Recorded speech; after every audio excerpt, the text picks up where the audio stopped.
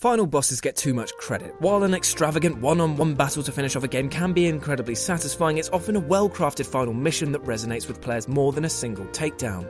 After all, it's never about the destination, but the journey, right?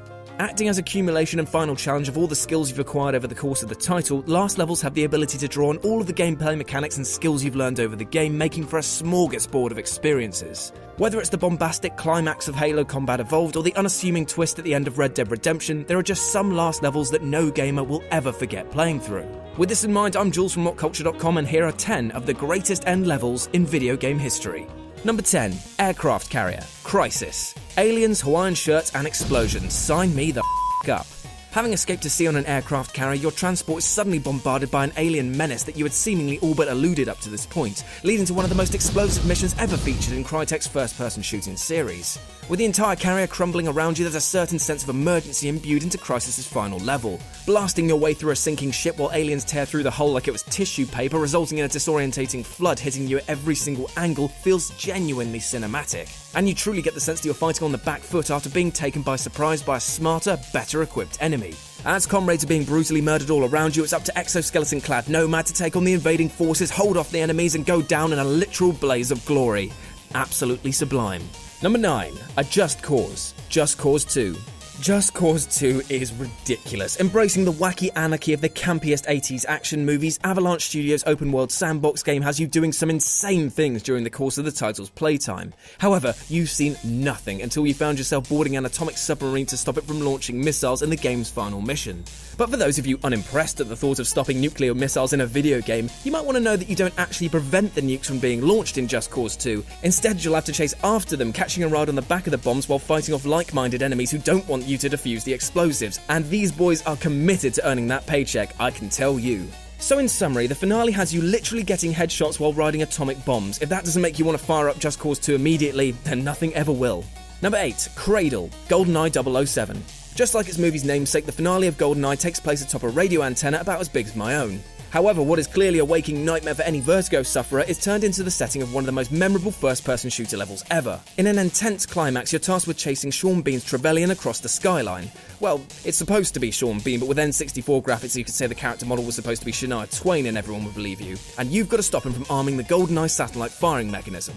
It's frustrating for sure, and the chase will see you falling off the level more than not. However, it's the ending of this level that gives the perfect closing line. In classic Bond fashion, once you finally cornered Trevelyan, he cranks up the cliched movie villain mugging to stratospheric levels, mocking you with a smug, "For England, James?" just before you put enough bullets in him to send him flying off the tower, but not before delivering a cool, "No, for me, revenge has never felt so sweet." Number 7. One card left to play. Max Payne 3. The entire point of Max Payne is that the character you're playing isn't the typical action hero, a drunken, out-of-shape mess that makes me look like a bodybuilder by comparison. The titular Max stumbles through levels without an ounce of grace, haphazardly shooting everything in sight like an American police officer. Oh, that roast. It's actually a rather refreshing approach to a third-person shooter, as the sense of weight and momentum that comes with being Max adds a sense of tactile believability to every gunfight. And the title's final level provides the perfect playground for Max's newfound love of anarchy, embodying the game's sense of the cinematic perfectly as you chase down the game's antagonist through a series of perfectly paced firefights. As the tension ramps up and the music swells to the beat of your explosive punishment, blowing through hundreds of faceless goons has never felt so satisfying. Number 6. Kiln of the First Flame. Dark Souls. There's something so fitting about the overbearing apocalyptic gloom of Dark Souls' final stage. It kind of reminds me of Scotland for some reason, maybe because of the open fires with people huddling around and others ready to attack with no provocation. Anyway, it's not like the rest of the game was full of sunshine and rainbows, but the Kiln of the First Flame just pulsates with a sense of poetic artistry that makes the decaying fortress that you're fighting in such a perfect setting for the final encounter. Not only that, but the long slog that you've got to go through to face the final boss feels as punishing and as drawn out as you might expect from a From Software game. Although it should be debilitating making the same long journey, fighting your way through the same Black Knights over and over again only to reach the Lord of Cinder and having him annihilate you with a few powerful strikes, Dark Souls' final level never loses its gloomy, inspiring charm, even after 30 or so attempts to turn that dusty old dick back to dirt. Number 5. Citadel. Half-Life 2. All the way through Half-Life 2, you find yourself thinking, man, this gravity gun is great, but wouldn't it just be perfect if I could actually just throw dudes around with it? Well, not being ones to disappoint their fans, in the last level of the shooter, Valve gave players the ability to go absolutely nuts with this iconic gun. Early in the game's final mission, everyone's favourite physics-based weapon is given a power-up that lets players toss around bad guys like they're made out of clay. Hilarity ensues. By the time you make it to that last level, you feel like you can take on the world, and with the help of this souped-up gravity gun, you practically can. Even better, the imaginative level design and gripping narrative climax complemented this newfound power perfectly. Everything about the finale of Half-Life 2 just clicked. With a great map to fight your way through, a now iconic weapon, and a genuinely jaw-dropping cliffhanger, it's no wonder why Valve's Epic went down as one of the greatest games ever made. Number 4. Ganon's Castle, The Legend of Zelda: Ocarina of Time. Ganon's Castle, the final dungeon in the iconic Ocarina of Time, boasts such a wide variety of challenges and secrets that it's a no-brainer why both the location and quest have gone down in Legend of Zelda history as being one of the series' most defining levels. Balancing the need to break each elemental barrier blocking your path while fighting your way through the tower itself, the castle acts like a tour de force in video game level design. Testing every skill that you've learned up to this point, this maze-like tower is both challenging and daunting, yet structured in a way that navigating through it never becomes overbearing. Keeping the pace building to fever pitch that culminates in a final two-parter boss battle against Ganondorf, everything about this dungeon feels epic in both scale and design. Starting out at the tower's doorstep to eventually sealing the Dark Beast Ganon away for good, this challenging tower acts as a perfect build-up to a near-perfect boss battle. Number 3. Chapter 15. Welcome. Spec Ops: The Line. Throughout Spec Ops: The Line, you're given the sense that your playable character, Captain Walker, like me at Download Festival this year, is slowly giving into his own animalistic insanity. Through a series of ultra-violent and harsh executions, often caused directly by the player themselves, there's always an unnerving feeling that you're not actually playing as the good guy.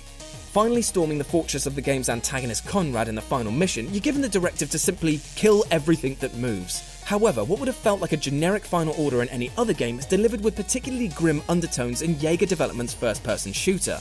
Injecting a sense of almost apocalyptic depravity in the mission's opening firefights, things soon take a turn for the surreal as you finally come face-to-face with Conrad, who then recontextualizes the entire game in a twist revelation that's delivered in a series of nightmarish fourth-wall-breaking sequences.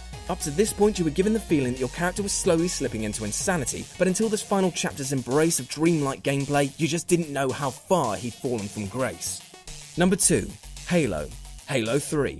Paying homage to the original Halo Combat Evolved's final level, the third entry's series-ending, well, it was at the time, finale came full circle, seeing the player attempt to escape a crumbling Halo ring exploding all around them. Navigating the constantly changing terrain while the Arbiter rained fire from the Warthog's turret felt epic, and with the series-defining score blaring in the background, it was hard not to feel an emotional engagement to this adrenaline-fueled climax. The fact that 3 games worth of story was culminating in one final explosive hurrah was just incredible. More than anything else though, playing through Halo 3's final mission felt as if you were playing a piece of gaming history in the making. The perfect end to a genre-defining trilogy. Number 1. Suicide Mission, Mass Effect 2.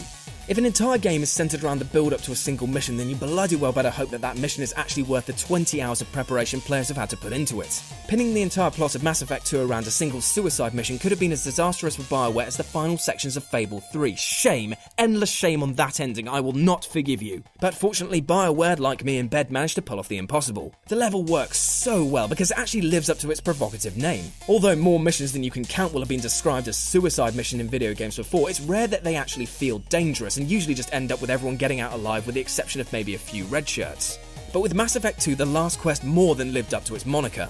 By planning tasks around the wrong teammates, not making the right preparations in the lead up to this battle, or just not making them quick enough, every choice you take in this sequel's final mission can get any member of the squad you've been building up and connected with brutally murdered. Oh god, the pressure.